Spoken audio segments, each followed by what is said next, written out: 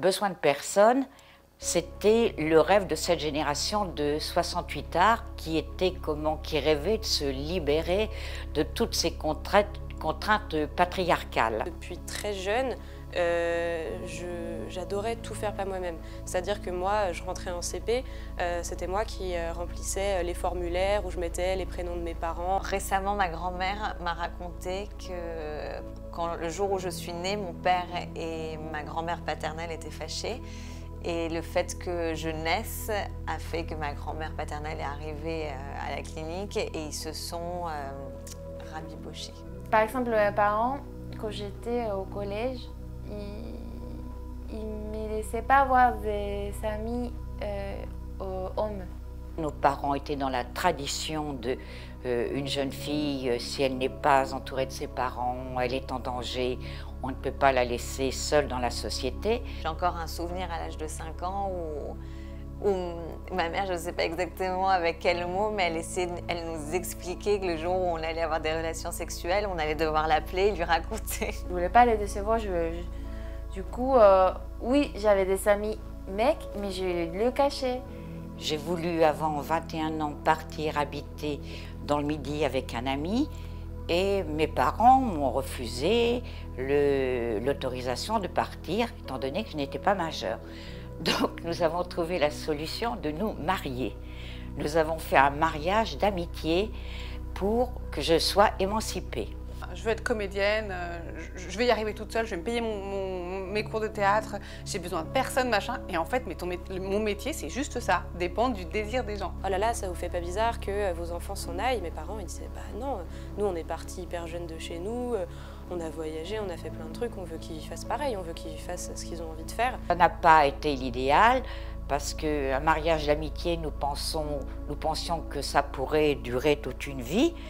Mais en fait, quand il n'y a pas d'amour dans un mariage, l'amitié reste, mais l'amour ne s'invente pas. Quand j'ai décidé que je voulais quitter ma ville, j'ai décidé de... Voilà, je cherchais comment faire en fait, et j'ai dit bon, je peux être une fille au père. C'était l'approche de mes 29 ans. Et donc, l'approche de mes 29 ans, je vois les 30 ans arriver à grands pas, célibataire, pas d'enfants, je vivais encore en coloc avec ma sœur. Quand je suis allée à New York, j'étais vraiment... Et là, je connaissais personne. Et je dis, c'est bon, c'est l'aventure et tout, c'est cool, j'étais très contente. Ça m'est arrivé de partir en voyage une fois toute seule. Et c'était vraiment quelque chose que j'avais envie de faire, de partir en voyage seule. Parce que voilà, tu te dis, c'est une forme de pouvoir, un peu de se dire je peux faire ça, je peux m'amuser seule, prendre du temps seule et en profiter. Depuis que je suis maman, ça date d'une 50aine d'années, j'écris des comptines pour les enfants, j'écris des comptines pour mes enfants, j'ai même commencé à les illustrer. Donc j'étais très contente de m'affirmer seule dans ce domaine-là, sans l'aide de personne.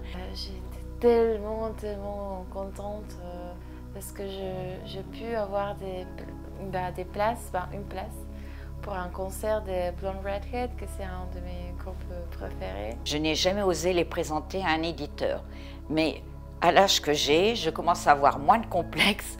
Je ne pense que j'ai encore le temps de le faire. Je m'en fous que je suis toute seule en fait.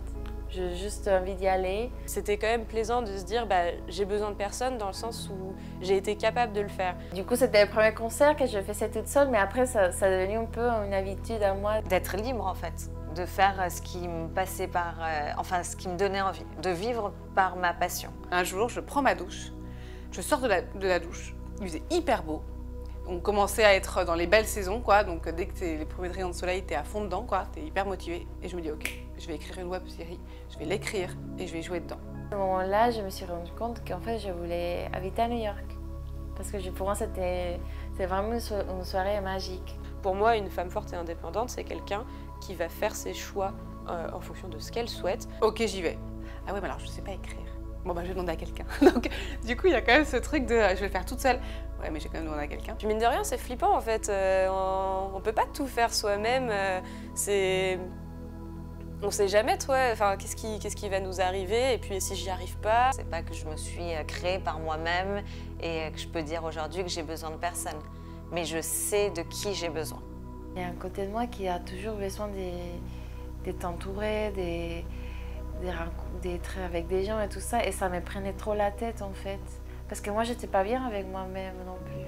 Je vais pas me mentir à moi-même, le regard de l'autre est quand même hyper important encore aujourd'hui pour moi. C'est important d'en parler et d'avoir besoin des autres pour se dire on n'est pas tout seul. J'ai dû être dans un état vraiment pas possible pour dire c'est soit je vois quelqu'un, soit je meurs en fait. C'est complètement naturel de demander de l'aide et que ça ne fait pas de nous des sous-femmes, quoi. Par contre, en vieillissant, on se rend compte qu'on est très content on avance beaucoup mieux à deux, en s'entraidant, que seul. Je préférais être avec quelqu'un qu'être toute seule, même si cette personne ne me convenait pas du tout. Il fallait qu'on se sépare, quoi, qu'on arrête de se voir. Et il me dit mais t'inquiète pas, je serai toujours là pour toi. Et cette phrase, mais ça m'a tellement énervée. Je me suis dit mais non, mais c'est pas possible, quoi. En fait, je ne vais jamais m'en sortir. Ça a vraiment résonné dans ma tête.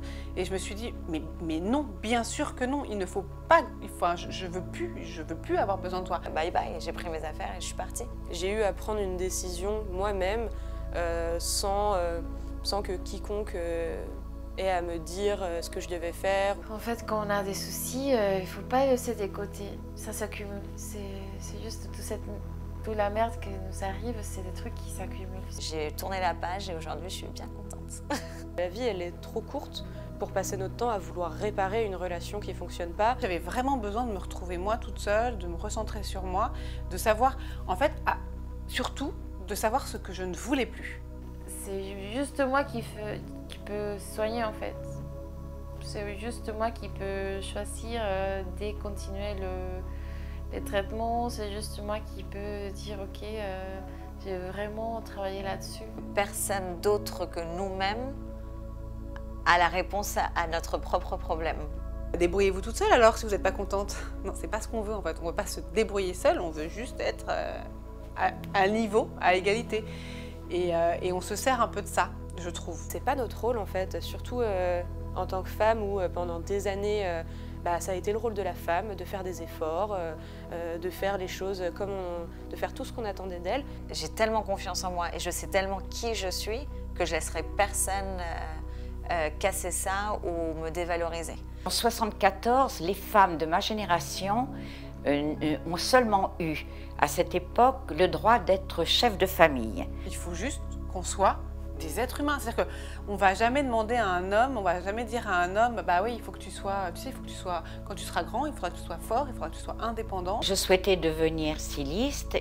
Il n'y avait pas d'école de stylisme en province, donc j'ai dû renoncer à cette vocation. Souvent, ça revient, quand ils interviewent une femme et qu'on sait qu'elle a tel âge et qu'elle a des enfants, on va lui dire « Mais comment vous faites avec votre vie de famille ?» Putain, mais ça me vénère. À aucun moment, on demande ça à un homme. Alors, je n'ai pas abandonné complètement mon rêve de styliste parce que j'ai appris à coudre et j'ai beaucoup réalisé de robes pour moi-même, pour mes amis, de robes, de vestes, de pantalons. Et j'ai même réalisé pour ma fille une robe de soirée qu'elle a portée à Cannes lors d'un festival où elle avait été pour présenter un court-métrage. Et elle a été recrutée par une bouqueuse pour faire du mannequinat dans un ascenseur. Elle avait été remarquée à cause de la robe en lamé que je lui avais faite. Donc c'était une consécration pour moi, malgré le fait que je n'ai pas réalisé mon rêve. Tant qu'on sera en admiration complète face à des femmes qui ont des postes incroyables, face à des femmes qui font, et comme toi, tu vois, qui décident de... Moi, je trouve ça génial ce que tu fais et je pense qu'on va mettre l'accent sur le fait que tu sois une femme. Putain, mais c'est chiant, quoi. Sans les réalisateurs, les dircastes, les scénaristes et les centaines de personnes qu'il y a sur un plateau et sur la création d'un film n'existerait pas.